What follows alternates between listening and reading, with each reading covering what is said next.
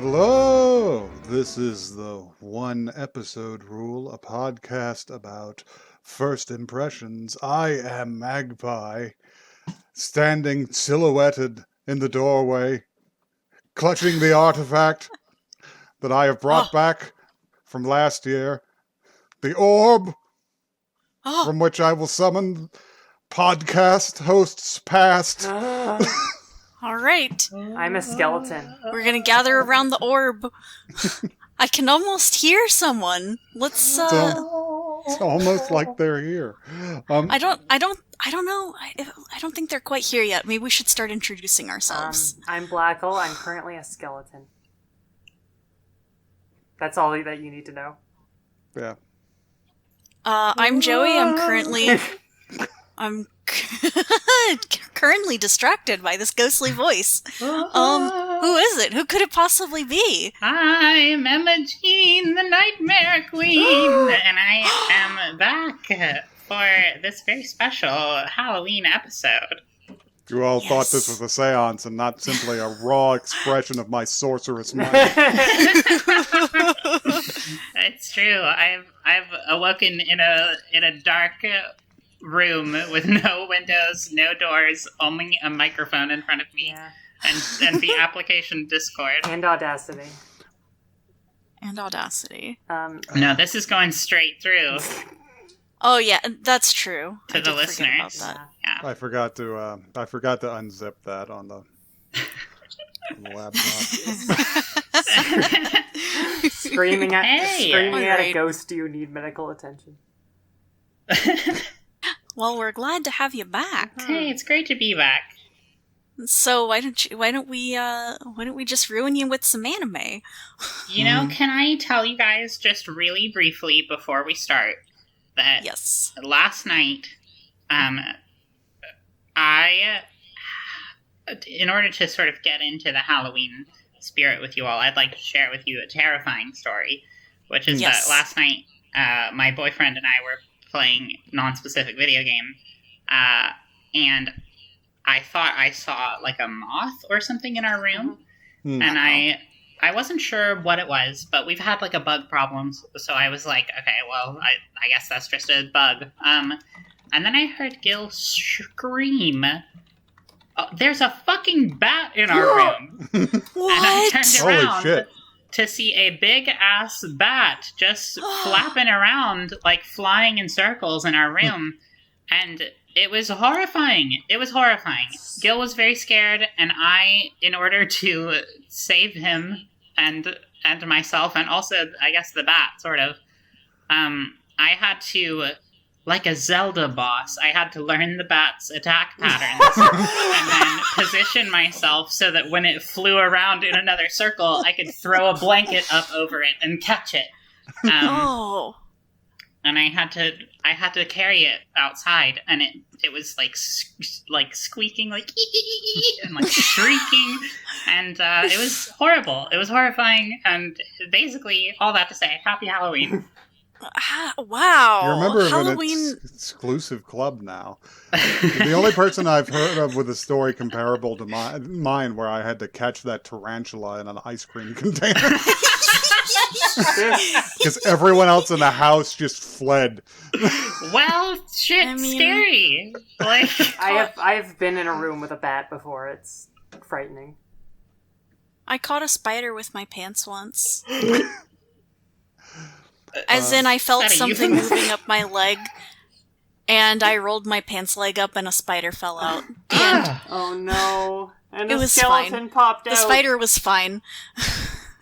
So yeah. Do you want to talk a little news, maybe? Sure. Yeah, let's talk Please. about the We news. can talk about a little news. First of all, I was correct both on the last podcast and Twitter that the Silent Hill info drop would personally harm me. that Konami was preparing to put out a lit cigarette on my forehead. Damage Yeah. to the picture. So yeah, everybody knows about Silent Hill 2 remake now. Looks But suspect, but they've also put out a bunch of other shit that might be okay. So, Yes. And then I was healed by Capcom's transmission about Resident Evil and how it was a fucking banger. Looks pretty good. The only thing weak was Reverse, and it's just like, it just looks Yeah. kind of stupid. I don't have to engage with it. I missed this particular transmission, but I assume Reverse must be a sort of Resident Evil style VR chat. God, it's like a multiplayer, like deathmatch type game where you can play characters from Resident Evil. Like you could play Jack Breaker and fucking Mrs. Lady D How fun! in it. So Well, versus that's interesting. Nemesis. One note. I don't know if it's true, but I was told that Lady D's alternate attack is she just throws a vanity at you. So Wait, that's really good. No, I want that to be true, actually. One note that the listeners may appreciate touching on is that one of the Silent Hill games that was announced has a story by the author of show favorite Higurashi. yeah, Yes. yeah. I was Everybody gonna point everybody that is still reeling from that. out. Fantastic. In real news that I picked up today, hey, do you guys know they're gonna make like a new Lupin series about Lupin as a little boy So, What? like, case closed, Lupin. like Lupin? called Lupin Zero, Is that how old he is? Oh, Lupin Zero! Lupin the Zero. Wow. Not I old have enough to be a third yet. I have a screenshot. He's just a little guy. Wow, he is a little guy. Anyway. Tiny. Oh my God, he's definitely older tiny. than How Zero. wonderful. So that He's might- still got that same mischievous grin, though. So that could be fun. Also, weirdly, I've been seeing clips of this. Apparently, the Simpsons Treehouse of Horror thing they do every year is I know going. This about one this. is going to be a fully animated parody of Death Note. Yes. Yes. Starring the I Simpsons saw a characters? clip. It's too much. It's going to be animated by Dr. Movie. Looks like, or Yeah. DR Movie from South Korea. Wow. I don't know why I read that as Dr. Movie. I'm very tired, y'all. Dr. Dr. Movie Full didn't disclosure, see I'm in a much state, listeners. But yeah, that looks pretty nuts. I did spy a lot of jokes in the background, including my favorite gender reveal napalm. Yes. Um, It was very good. Wow. anyway, that's the news for now. I'm Yep. I guess I'm gonna have to do some investigative reporting and just watch that episode to see whether it's actually funny or not. Yeah. So yeah, yeah. Last time I talked about the OVA box being disturbed Oh in the dear. vaults, but I Alright. found even more evidence of intruders this time. Ooh. Someone opened again the door to the vault and snuck up to my office and put something under the door. Uh-oh. And I think we're all going to have to watch it Oh, I'm Okay. excited. What could it be? because what this VHS tape says on the side is perfect blue, Oh. Oh my Oh goodness. shit. and I think I've heard of it. I've, A Satoshi Kon Wow. I've joint. seen it before, but I All guess right. that's allowed. You weren't supposed to mention it, but gun. So yeah, we're gonna watch Perfect Blue. Awesome. Woohoo. Sounds good. It's a Hell horror yeah. movie. It's Halloween. Yeah, it is. Let's do it.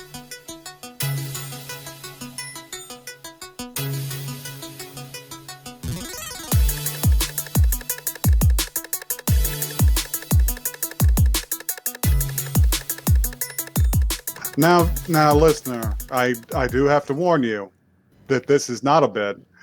Half of this is going to be discussing what scenes in this film are real. Yeah. Good luck. Because my other lead-in was, did anybody get hurt in this movie? Yes. Probably. Probably. Almost certainly. It seems like at the very least a bunch of beta fish died. Yeah. Or did they? Or did they? Schrodinger's fish. Because if you recall, they were Every time you alive look again. back at them, you can't figure out whether they're alive or dead. There was like a scene where they zoomed in on them and they were alive again. Very strange. Yeah. This film. So yeah, we can't really do much of a rundown. A, because it's a feature film and we'll be here all night. But B, Yeah. because Perfect Blue is really hard to just describe in text. This is Yeah. the fucking movie ever. Because I feel like if you describe the plot, you miss the experience. You miss a Yeah. lot. I'm gonna Right. do my best to describe some of the plot. Okay. Yeah, And you just guys can maybe help like out. a brief. Alright. We'll keep it brief. So we open on some idols, right? Well, actually, we didn't even open on idols. I thought it was very cute that we opened on a Sentai show in public. Yeah, I know. Yeah, Powertron. That as a thing that they do over there, and the only other time I've seen it is it's a big plot point in fucking what is it? The fucking weird Persona Fire Emblem crossover. Oh my god. Yeah, it's a big plot point. Wow. That whole thing is worth discussing some other time, but it's Tokyo Mirage Sessions. That's what it's called. Oh yeah.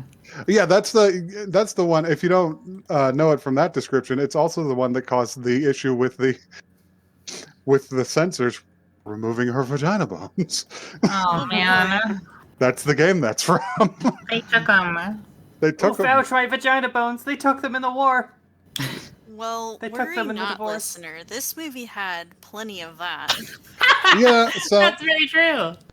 So a statement I'm going to make later is that I think maybe of all the anime people, maybe only Satoshi Kon is allowed to use this kind of subject matter, but Yeah.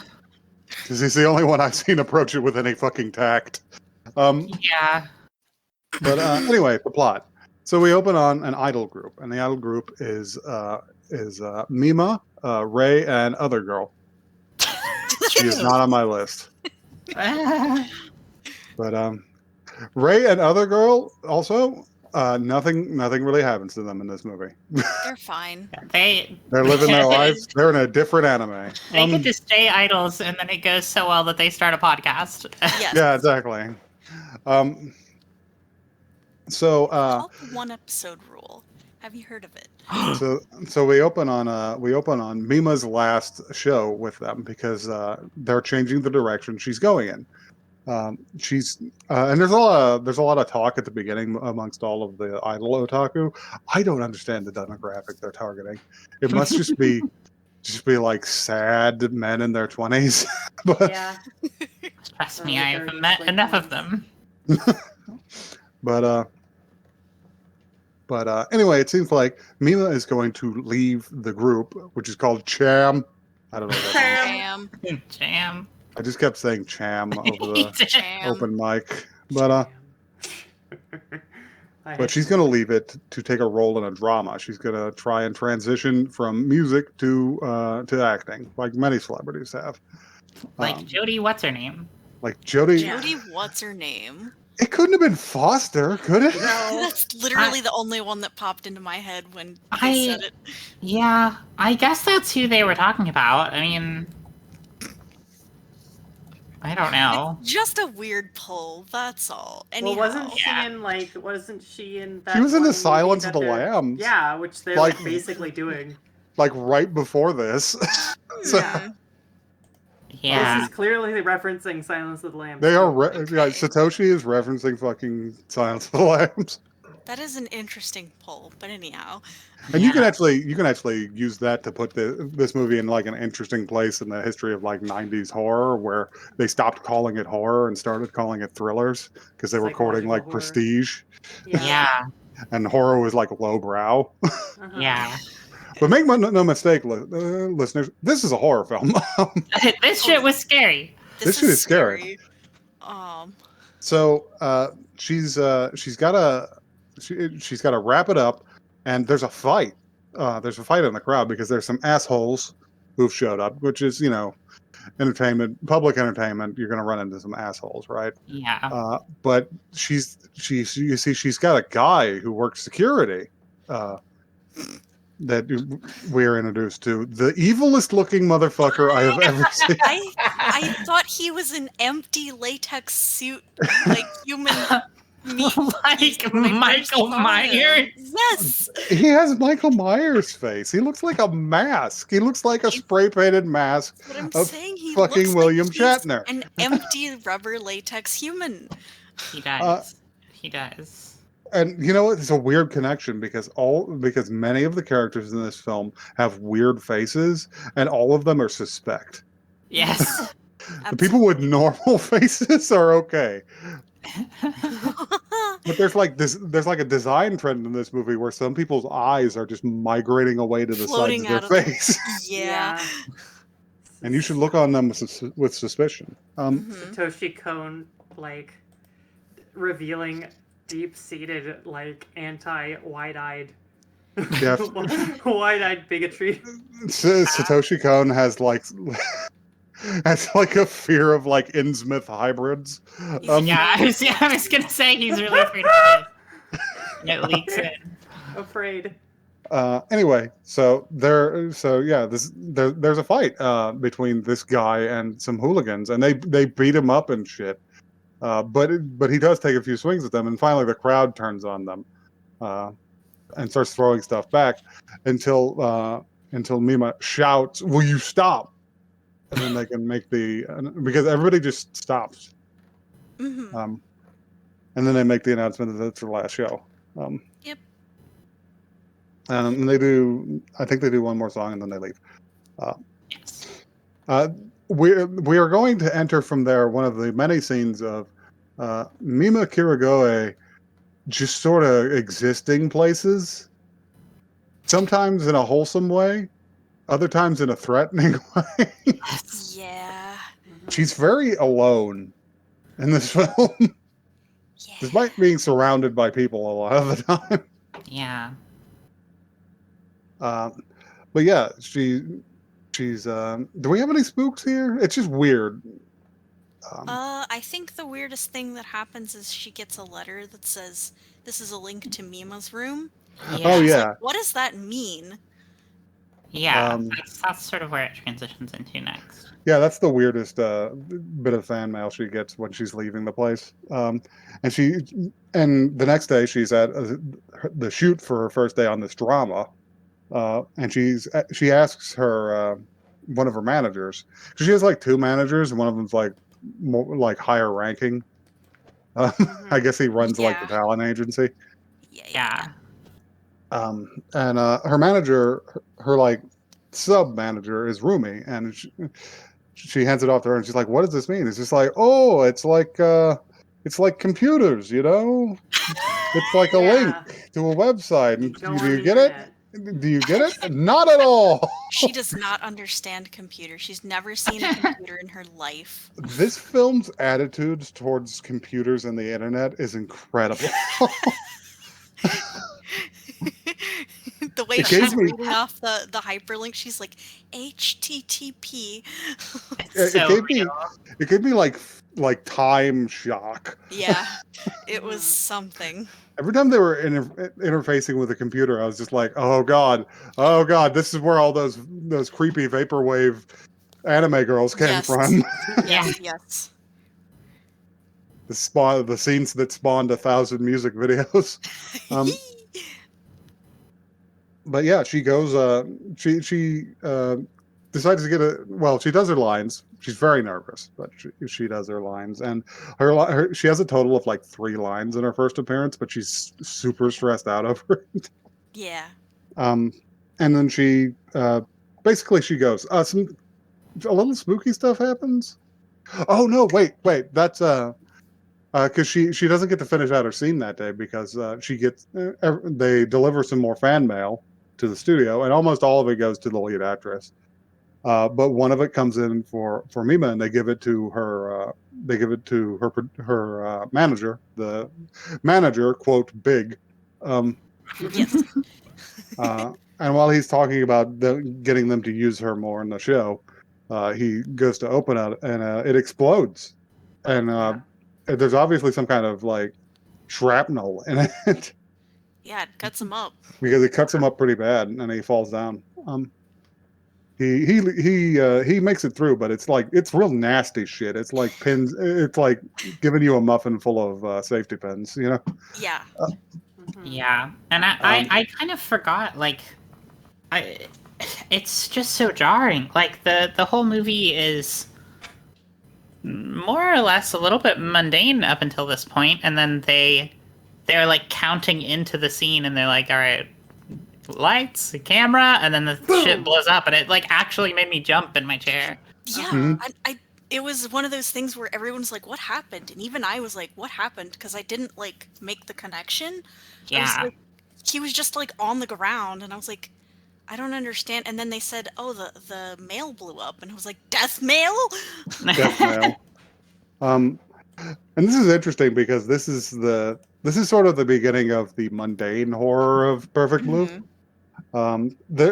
It's very effective, but there was another turning point to introduce the other horror element of Perfect Yes. Blue. It is a build up, and then Yeah. another build up, and then Yeah. we'll talk about where it goes, because I think the next one is like the next scene almost, right? When she gets on the train. well, she does get a threatening fax at some point. Yeah, she gets a threatening fax that oh yeah, she goes home after that, and she's talking to her mom for a while on the phone, and she's like, "Oh shit, the bath! I set the timer and it's ready." And she hangs it up. And she's like, "I'll call you back later." And then she goes into the bathroom, and she immediately gets another call. After she stopped her call in the middle to take another, and it was just nothing, which is always creepy. No matter how many Nothing, times it but happens also, to you. you could kind of hear someone on the other end going, I actually couldn't hear that, so. it was very quiet. And she taps back up. She's like, must have been a wrong number or whatever. But anyway, she comes out of the bathroom. She's like, oh, geez, Mom, did you have to call me back already? What's so important? And it's not a call. It's a fax, which is absurd. The only threatening fax I can remember seeing. Supernatural faxes. No, it's another threatening fan letter. It just says traitor all over it. Yes. Yeah. 100 different fonts. Yeah. The exact word. Sorry. Here's a little Japanese lesson with Emma. But Yes. It's been so long. It's been so I know. long. The specific word that they use is uragiri mono. Ura means back, and giri means cut, and then mono is like person or thing. So it's really saying Backstabber. Backstabber. Wow. But I think traitor is, obviously it's just a semantic difference, but I just thought it was interesting. It is interesting. So yeah, it's spooky. And I don't know. Then she feature fish and goes to bed. Yeah. Let's see. There's some other scenes. I think the fax thing happens before the Happens exploding right letter. I might be before the wrong, Exploding mail. No, you're right. Doesn't? but Yes. I have it written slightly before death mail. As long as we're covering this. yeah. Yeah. And then the thing that they're shooting is like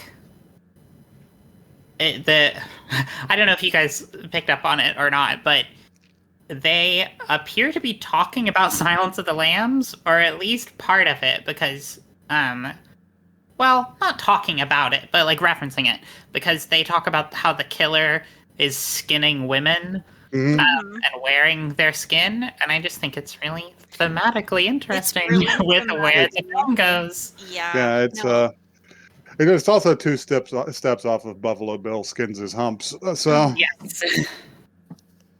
but yeah, it's very clearly a crime thriller in that vein. Which Actually, it feels like all of the things that she stars in is like thematically relevant. Yeah. well, of course it is. She's only got the one job so far. And this Yeah, is all like a it's like long-running drama. part in a long-running drama. Yeah, she's like a patient on House. Yeah. It's actually kind of weird. I'm just thinking about like the idea of fucking Japanese language like production of The Silence of the Lambs as a drama. It'd be very weird. Jeez. But yeah, where do we go from here? I think The from main there, part she. is Oh, we go ahead. need the main part is we need to get on the train.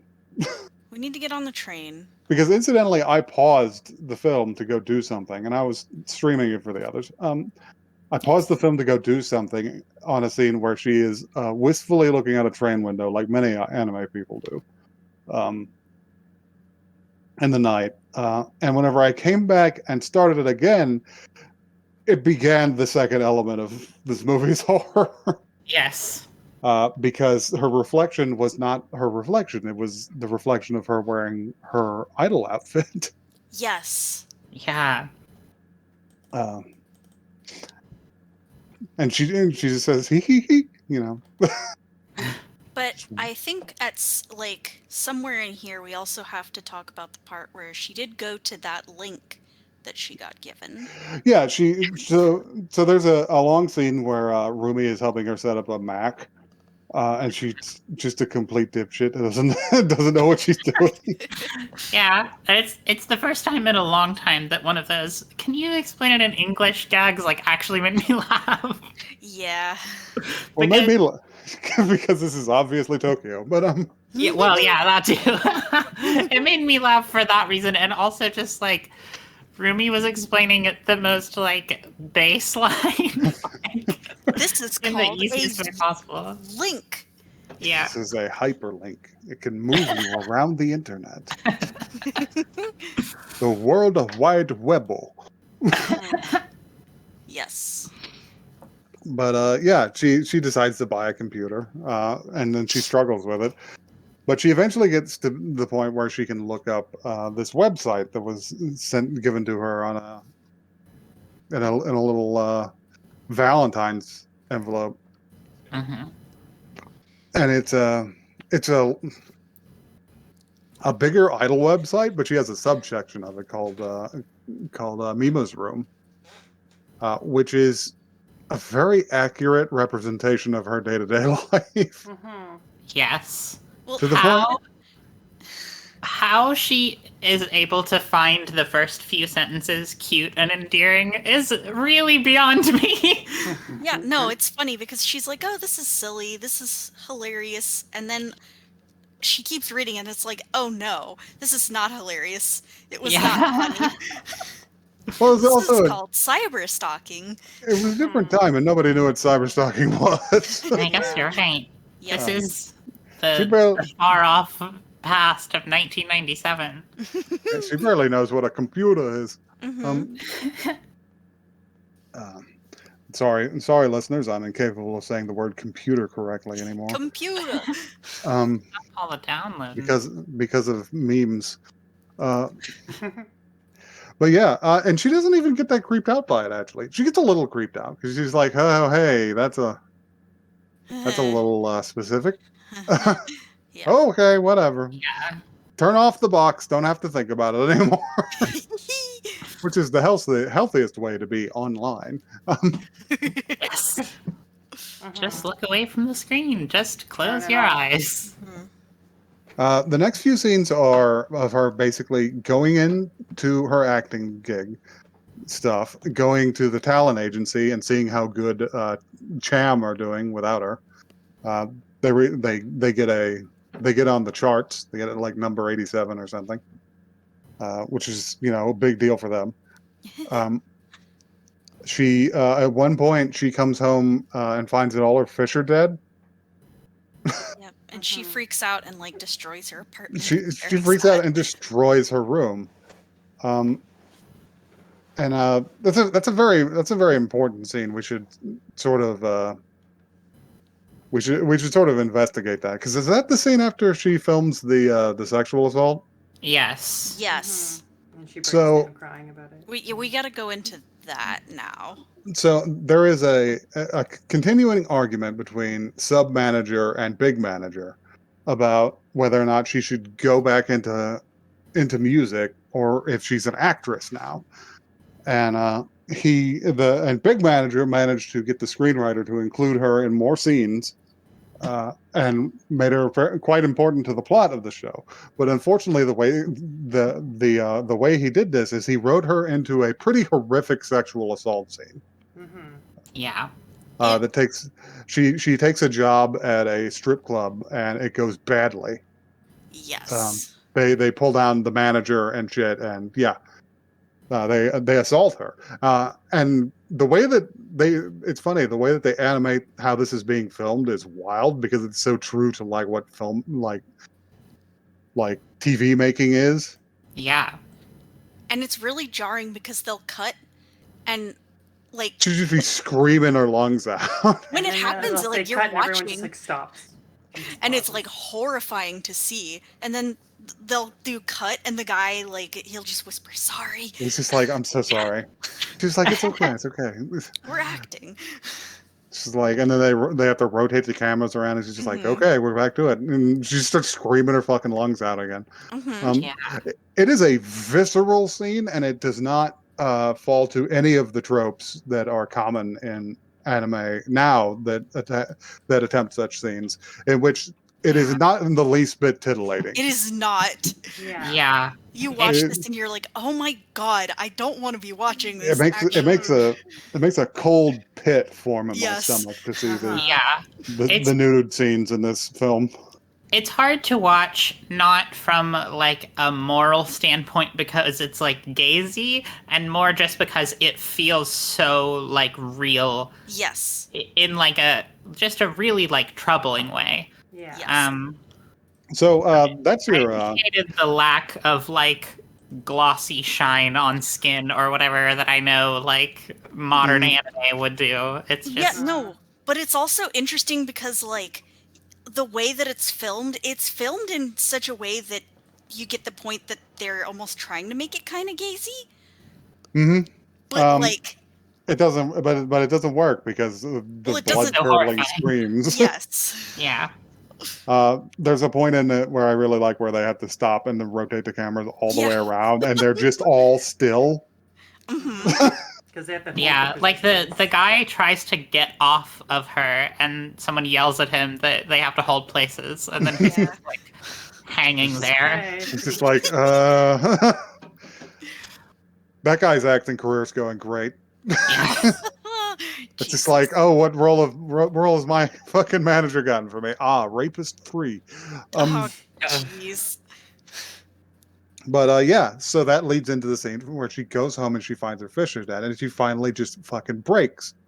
And another important segment of that is that the managers were watching, and Rumi, minor manager, just got up and started sobbing and just ran out. Yeah. Yeah, she did. Because She she- hates it. She hates it. And yeah, she destroys her room, and she just she ripped up the sheets, and she's like, "Of course, I didn't want to do this." Yeah. Mhm. Yeah.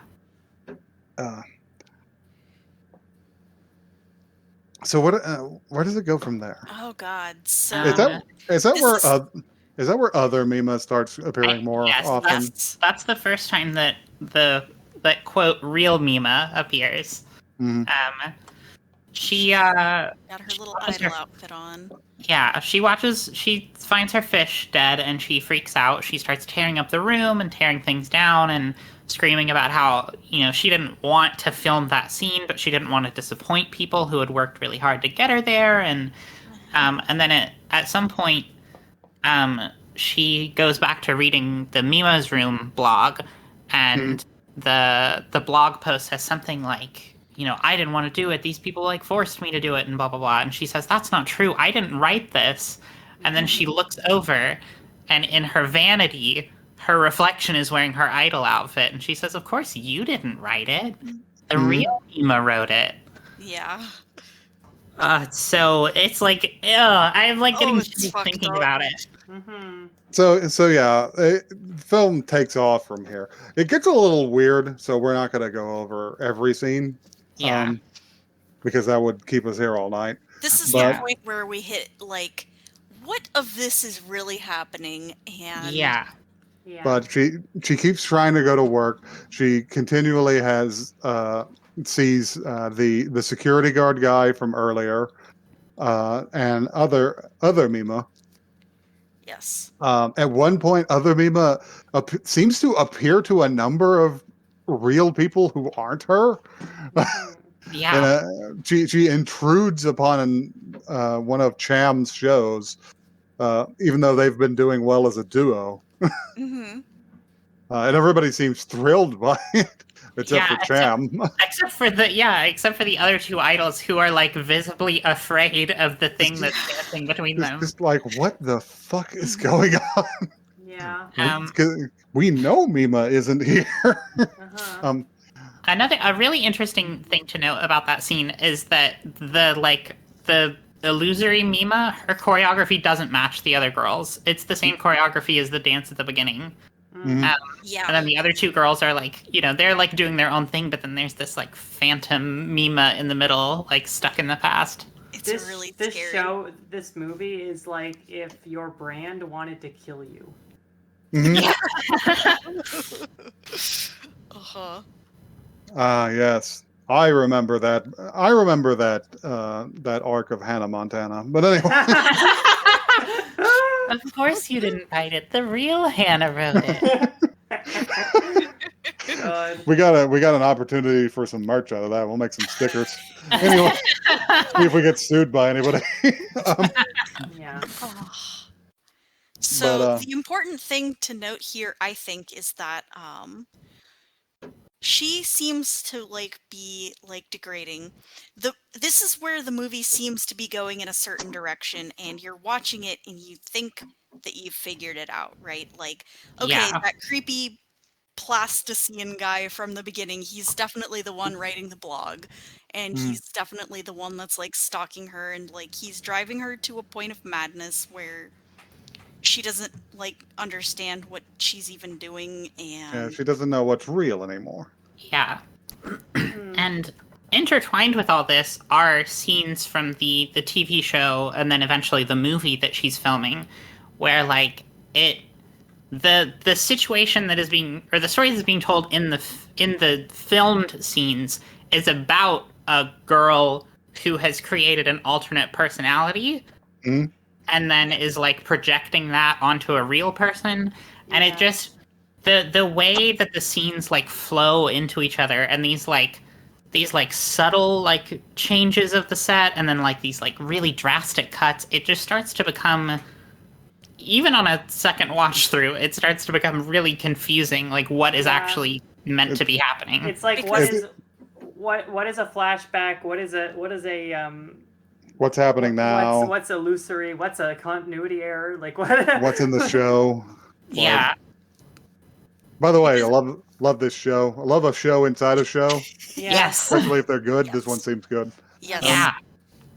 And then people start dying questions. People start turning up dead. Yes. And it's done in a great way because you can't really be sure how these people are turning up dead. Yes. What happens first is the screenwriter who wrote this shit, this Silence of the Lambs knockoff. He is backing into his parking space at the studio, either really early or late at night. Being a screenwriter, he probably keeps weird hours. Yeah. They said 1 a.m. was when he was found or something. 1 a.m. Okay, well that was when he was found. Yeah. But yeah, he backs into his space, and his space has been like defaced. hmm The show is called Double Bind, and somebody's pasted over his name with that and a bunch of graffiti. And he's just like, "What is this shit? What is going on?" And then he gets this feeling that everybody who is in a parking structure by themselves in the middle of the night gets. They were just like, "Oh God, I'm gonna freak I'm out. not gonna get Someone I'm- is going to kill me in I'm this going garage. I'm going to be murdered. I don't know why."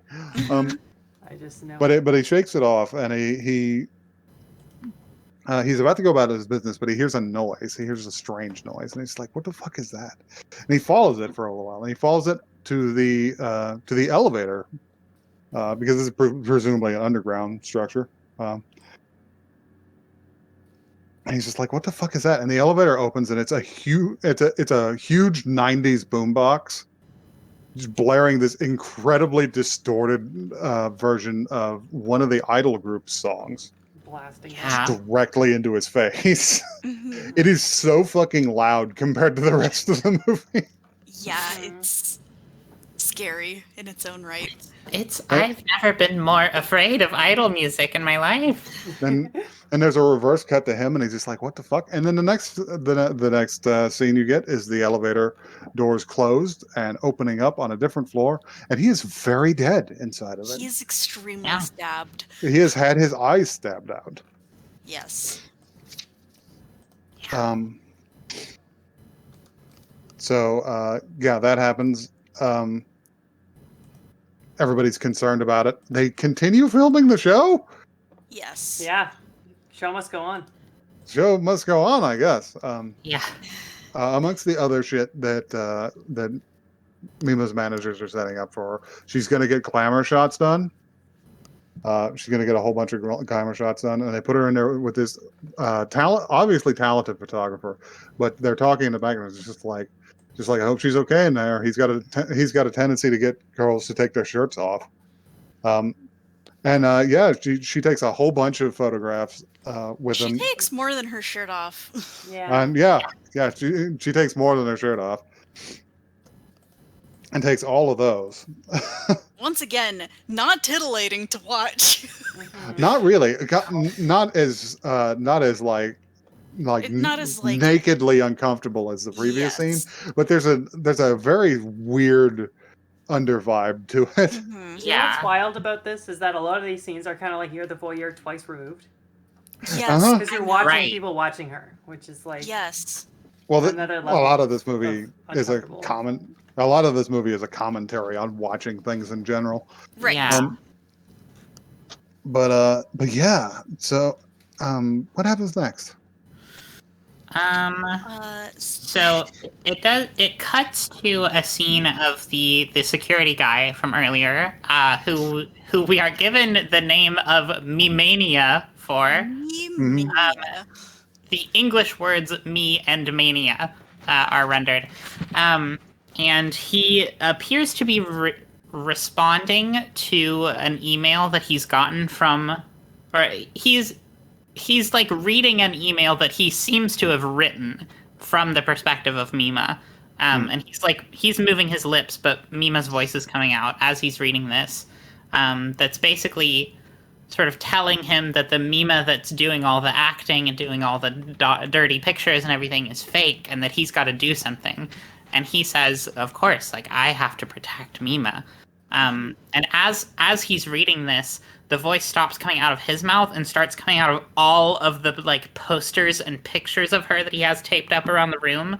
They're Mhm. all speaking in unison, and Yes. it's so so scary. suffocating. similar to things I used to think would happen to me one day due to a family history of mental illness. oh no. God. Didn't shake out that way. We dodged the bullet on that one. Well, that's good. Yeah. Hey, Um, hey, listen! If your family's got a history of schizophrenia, if you make it past 25 without signs of it, you're probably good. Good sign. Mhm. Woohoo!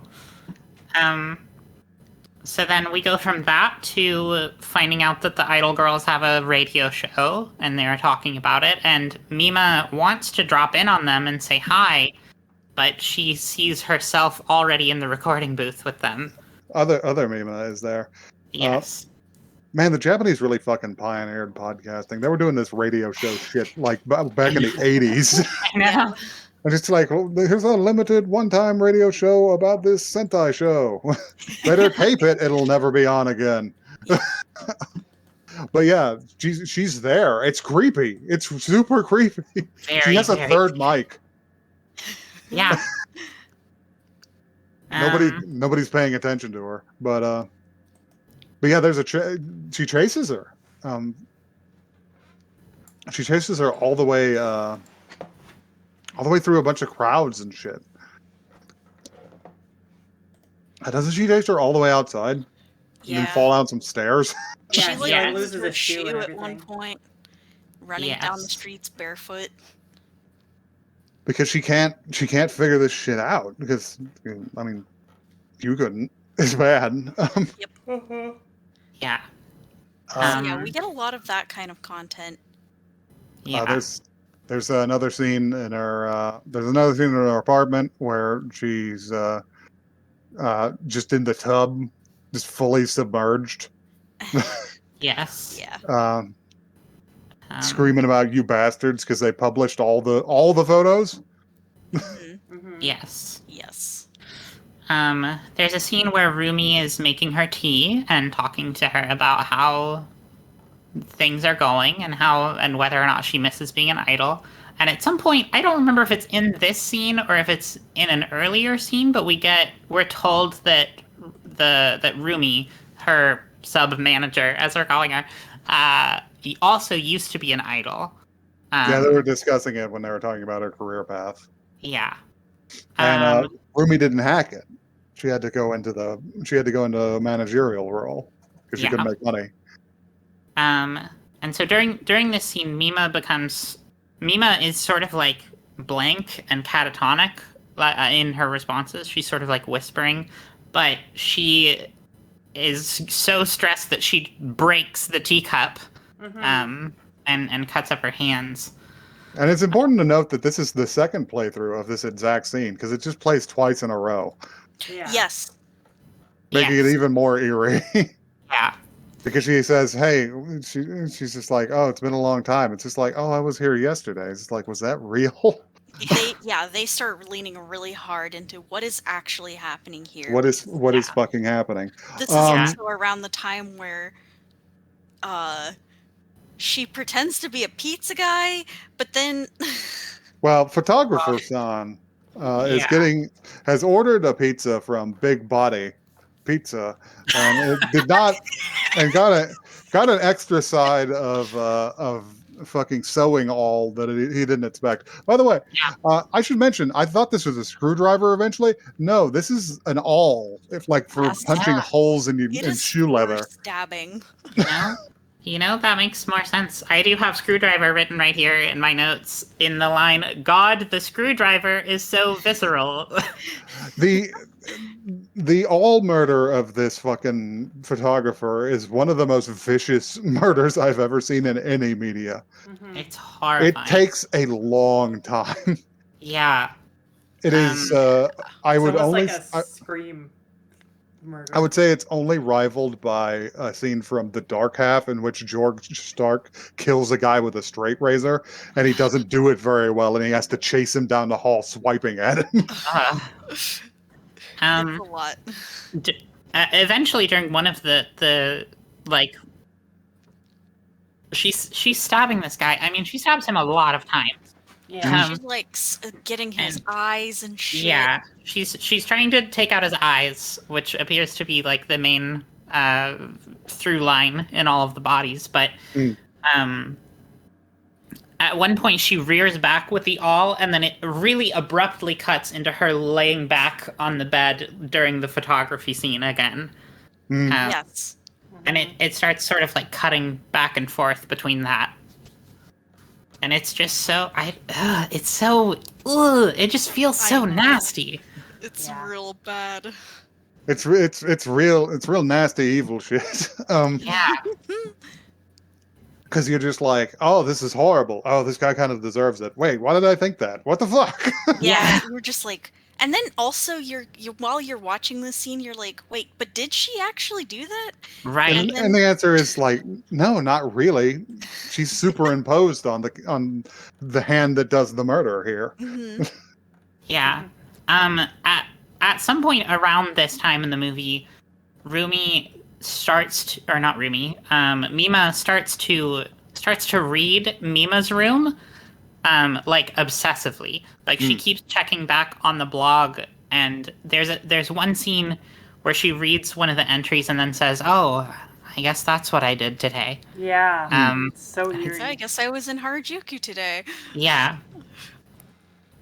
Uh, And she's very obviously starting to like lose her grip on what is happening at the same time as us, the audience, are starting to lose that too. Yeah. yeah, she after the stabbing thing, and the Harajuku thing, she does check her bag and find some like fucked up clothes in it. Yes. They Like, look oh, like they're God. covered in blood, They're and she's like, covered in "Oh God, I blood. really did do that It's stabbing, like didn't I?" because they call her and they're just like, "Are you okay? That fucking photographer is dead." Yeah. Yeah. And she's like, "Oh shit!" And she jumps up and tries to leave, and there's just fucking reporters outside her door. They're just immediately shoving microphones and shit in the door crack, even though the chain's up. Mhm. Yeah. It's a nightmare. Yeah. I mean, almost like literally. um, Yeah. so yeah, we eventually transitioned from that to her final scenes in the drama. Yes. Because her final scenes are in the drama where it starts to blend some of these narratives together, Hmm. Yes. where um, they go on about it's just like, oh, she thinks she's an up and coming actress. She's completely gotten rid of the personality of Yoko. Yeah. She killed her sister and became her to salvage herself. And it's just like, ooh, that's thrilling. And it cuts back and forth to Mima, and she does her lines. She's like, yes, I'm a model. Yeah. Yeah. Uh, Well, and the thing that makes that scene is really fucked up is that like it's another one of those like you don't know that they're filming until the end of the scene. Yeah, Mhm. and Type of then thing. everyone like claps. They're like, Yeah. "That's a wrap."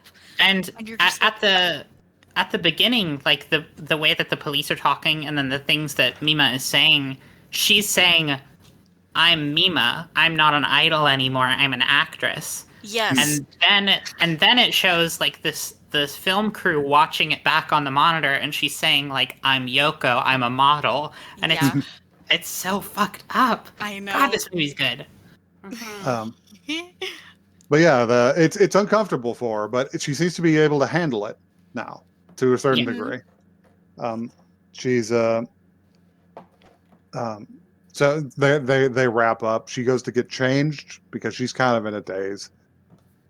She runs into the lead actress, the Jodie Foster, Mhm.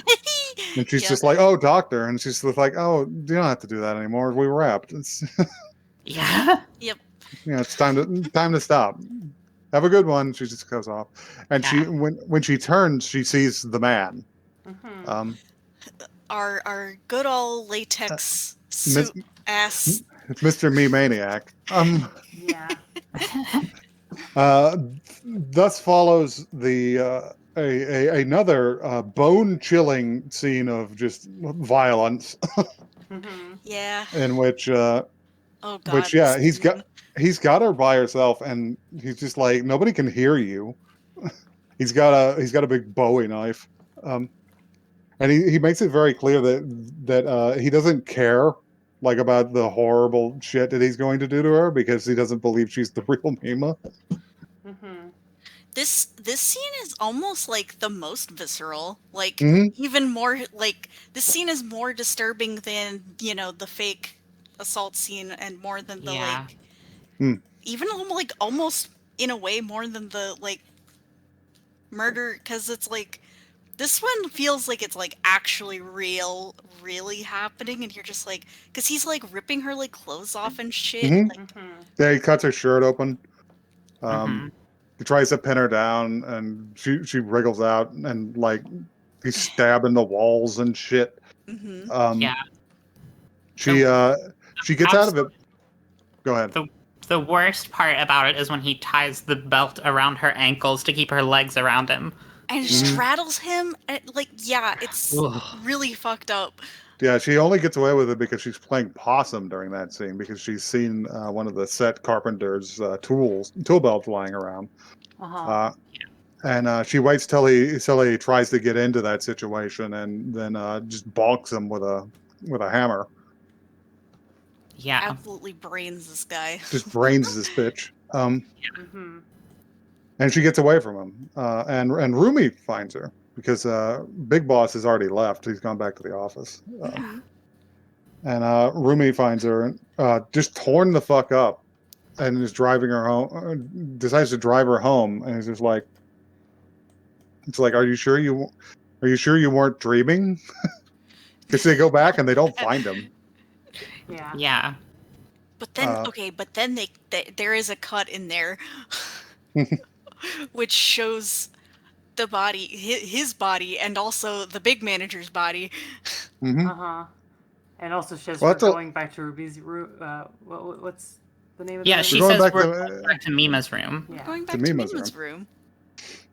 Which is a weird thing to say, isn't it? Yes. It is an Uh-huh. interesting thing to say.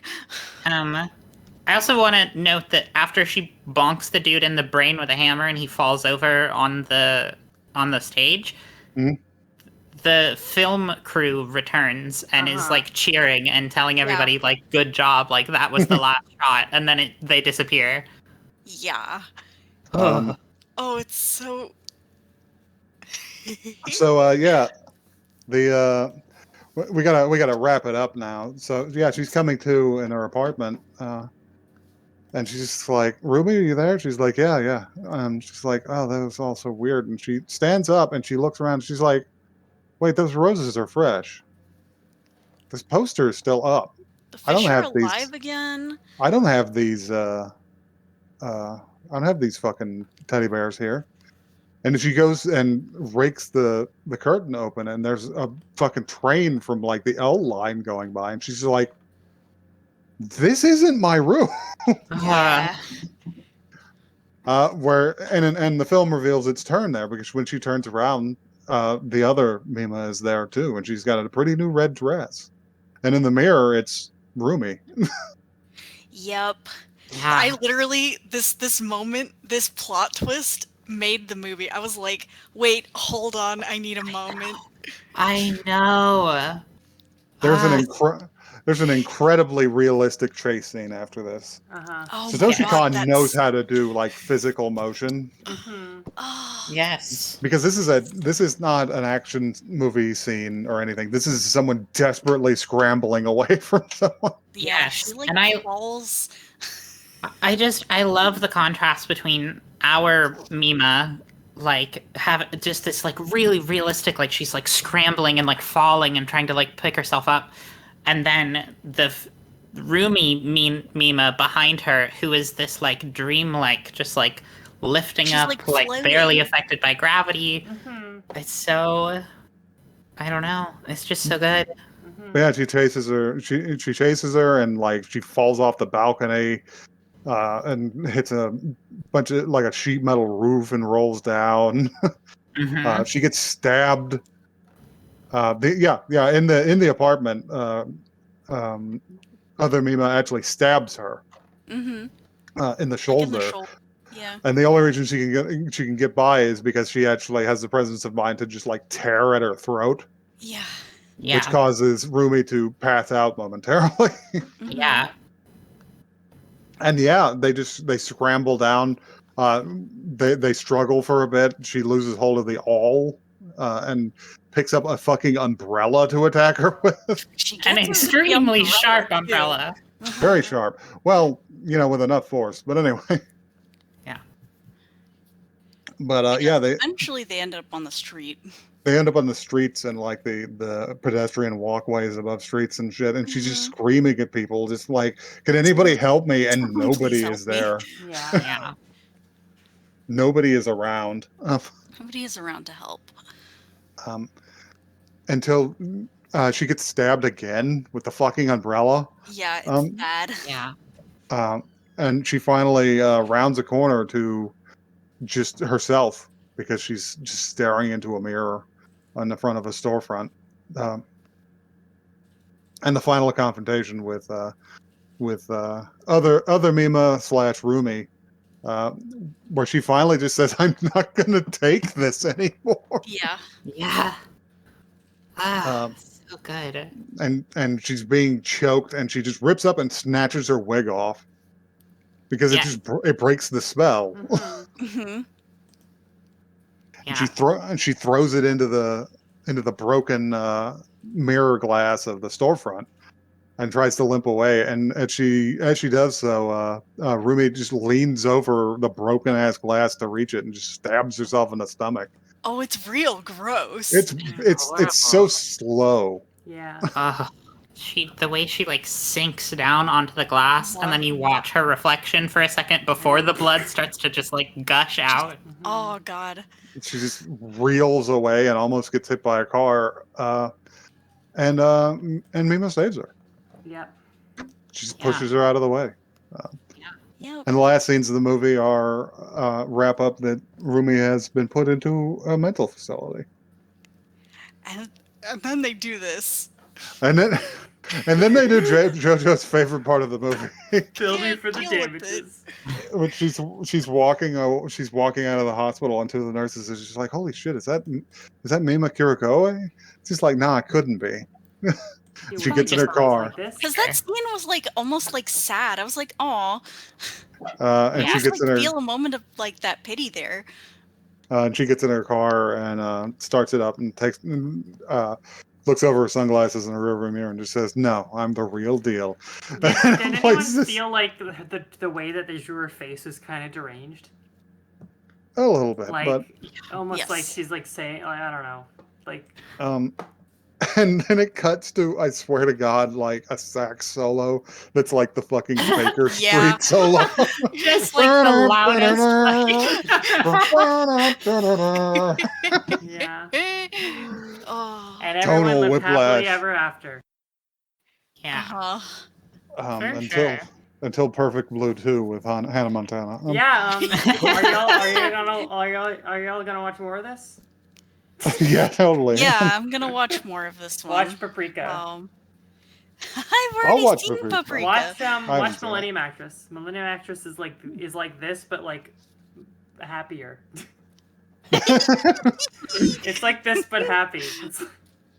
But not horror. No, it's not horror. It's like well, it's bittersweet. Let's put it that way.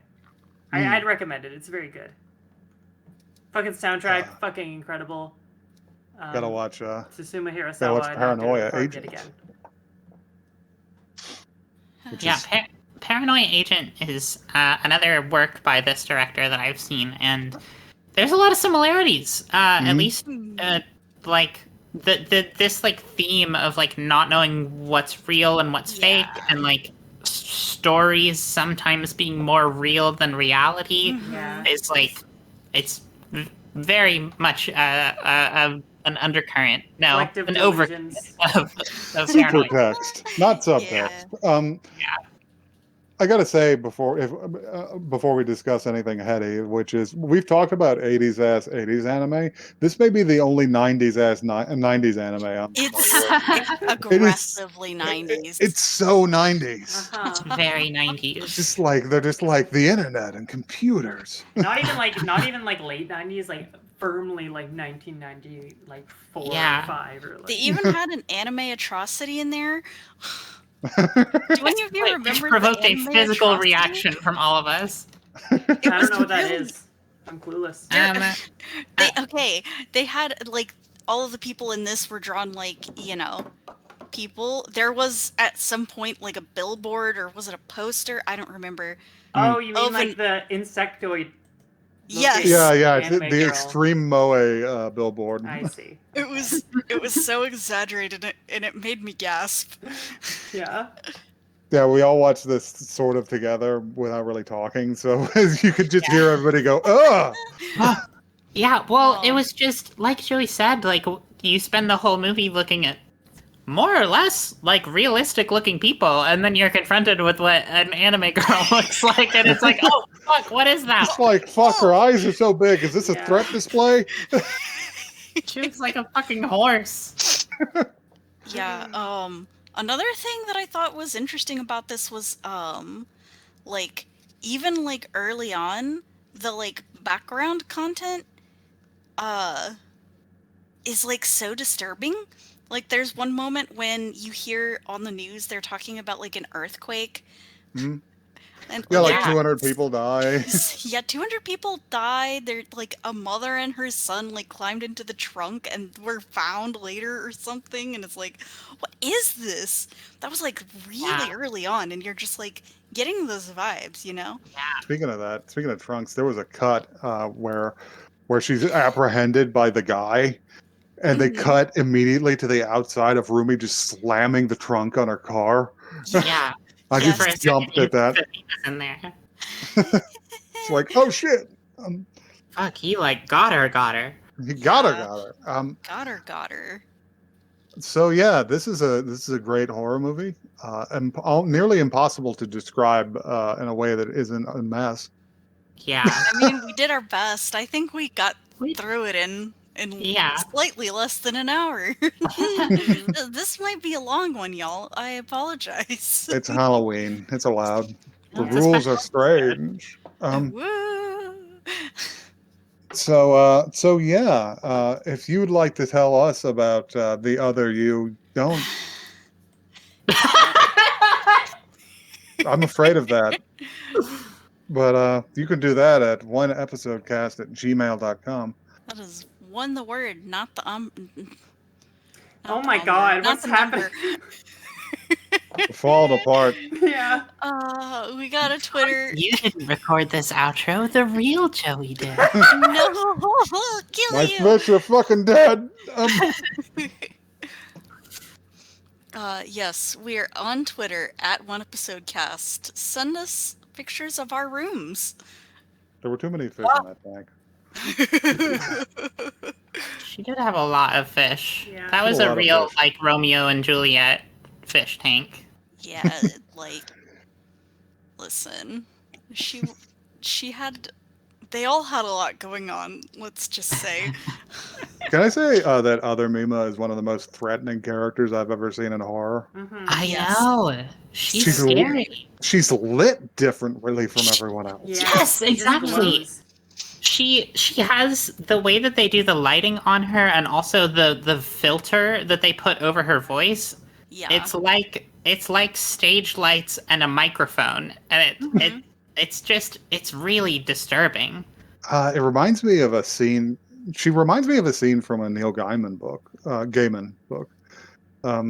called American Gods, where one of the new gods is the god of television, and she takes over an episode of I Love Lucy Ah. and speaks to him as Lucille Ball. Yeah, it's similarly creepy. Wow. Okay, we got to wrap it up, folks. gotta get because outta I here. got to tell you, I'm on my last legs. It's fun and all, but oof. Yeah. Well, bye. Ooh, happy Halloween. Happy Halloween. How long will you keep doing this if I don't stop the podcast? Ooh.